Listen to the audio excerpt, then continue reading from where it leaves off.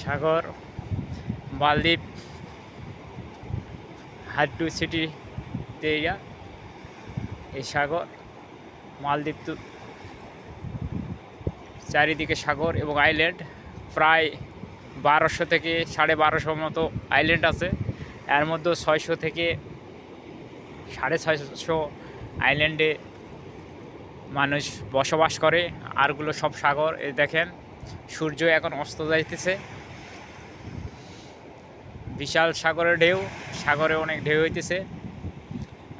মৃদু আবহাওয়া, তেমন কোনো ঝড়ো আবহাওয়া নেই, তবুও সাগরের গর্জন এবং ঢেউ। এটাই বলে সাগর।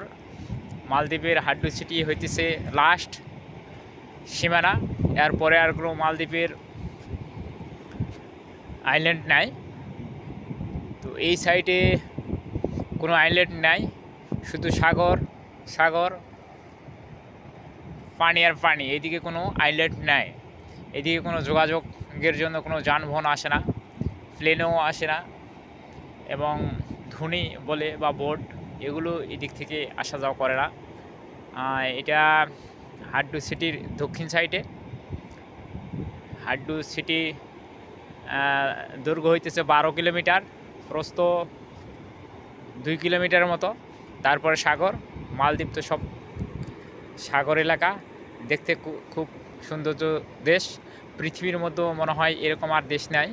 যেমন পদ্ম ফুল, পদ্ম পাতা, শাপলা এগুলো যেমন পানির মধ্যে ভাসে, এরকম মালদ্বীপের বিভিন্ন আইল্যান্ডগুলো যেগুলো আছে এগুলো পানির ওপরে ভাসে। বিশেষ করে মালদ্বীপের আইল্যান্ড হাড্ডু সিটি এটাই বড়, 12 কিলোমিটার দৈর্ঘ্য তো বললাম, আর প্রস্থ 2 কিলোমিটার মতো। তাছাড়া অন্য যেগুলো আইল্যান্ড আছে এগুলো 3 kilo, 4 kilo, 5 kilo, 6 kilo, 7 kilo, 8 kilo, 10 kilo এইরকমের। তো এই আইল্যান্ডটা অনেক বড়, এবং মালে থেকে, রাজধানী মালে থেকে এই হাড্ডু সিটিতে আসতে সময় লাগে, একদম প্লেনে আসতে সময় লাগে, প্লেন উড্ডয়ন এবং নামা পর্যন্ত 1.5 ঘন্টা। এবং ওই ধুনি বা বোট যেটা বলেন ওটা দিয়ে আসতে সময় লাগে 2 দিন 1 রাত, অনেক দীর্ঘ সময় লাগে। সাগরে গভীর ঢেউ, অনেক সুন্দর ঢেউ হইতেছে। এই যে সাগরের ঢেউ, সাইডে অনেক গাছপালা আছে, অনেক গাছ। আর নারকেলের গাছ তো ঐতিহ্য, নারকেলের গাছের কোনো শেষ নেই। এমনও জায়গা আছে যে ওখান থেকে নারকেল গাছ থেকে নারকেল পরে আবার গাছ হয়ে জঙ্গল হয়ে গেছে। এই যে দেখেন এরকম অনেক পুরাতন পুরাতন অনেক গাছ আছে। উপরে খুব সুন্দর দৃশ্য মালদ্বীপের, সব আইল্যান্ডগুলো এরকম সুন্দর।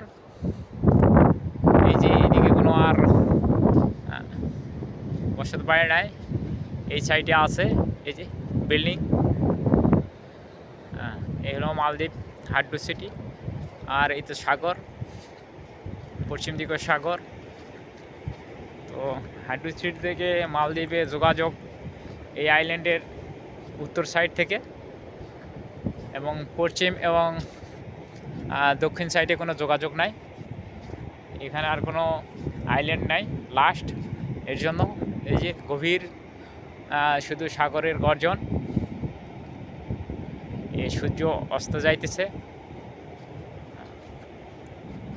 এখান থেকে প্রায় 1 কিলোমিটার দূরে এয়ারপোর্টের সাইডে আমরা থাকি।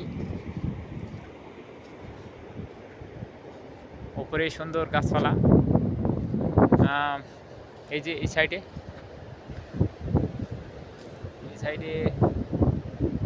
বাসা বাড়িগুলো আছে। অন্য কোনো সাইডে, দক্ষিণ সাইডে এবং পশ্চিম সাইডে কোনো বাসা বাড়ি নাই, সব ফাঁকা। বিশাল সাগরের ঢেউ, কিন্তু আইল্যান্ডগুলো এত সুন্দর, পাথর দিয়ে সব চারিদিকে বাঁধা আছে। যেমন আমাদের দেশে অনেক উচ্চ উচ্চ বাঁধ দেওয়া আছে, এইরকম সাগর থেকে বাঁধ এত উচ্চ না। এই যে দেখতেছেন পানি থেকে সামান্য কিছু বাঁধা, জোয়ার ভাটা হয়। 1.5 থেকে 2 ফিট পর্যন্ত জোয়ার ভাটা পানিগুলো আসে সাগর থেকে, তারপরে আবার সাবেক, এর জন্য বেশি উচ্চ না। মালদ্বীপ একটা আল্লাহ রহমতের দেশ, এখানে তেমন কোনো জলোচ্ছ্বাস বা ঝড় বৃষ্টি ঘূর্ণিঝড় এগুলো কিছু হয় না। এগুলো হইলে মালদ্বীপের দেশ থাকতো না, যেহেতু চারিদিকে সাগর এবং আইল্যান্ডগুলো মানুষ বসবাস করার উপযোগী থাকতো না। এর জন্য সেরকম আকাশ বজ্রপাতও সেরকম হয় না। আবার এই যে এটা হলো উপরে, এই সাইডে মানুষের বাসাবাড়ি, এই সাইডে সবগুলো।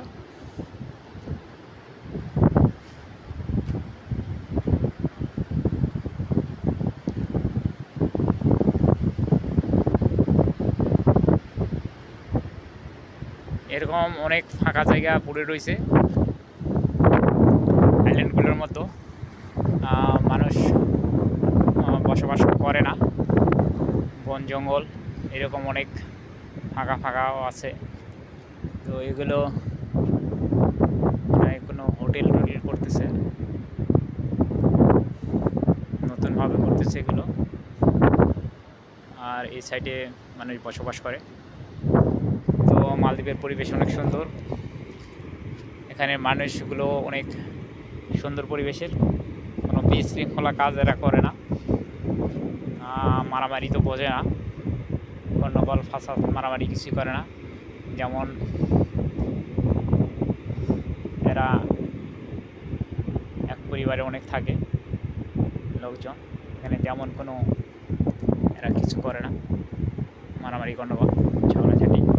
এমন কোনো বাসা আছে বাইরে থেকে বোঝা যায় যে বাসায় কোনো মানুষজন নাই, কিন্তু অবশ্যই বাসার ভিতরে আছে। এই রকমের মালদ্বীপ তো খুব সুন্দর। সূর্য অস্ত যাইতেছে, সময় নাই, মাগরিবের আজান হবে কিছুক্ষণের মতো। তো এই যে সাগর,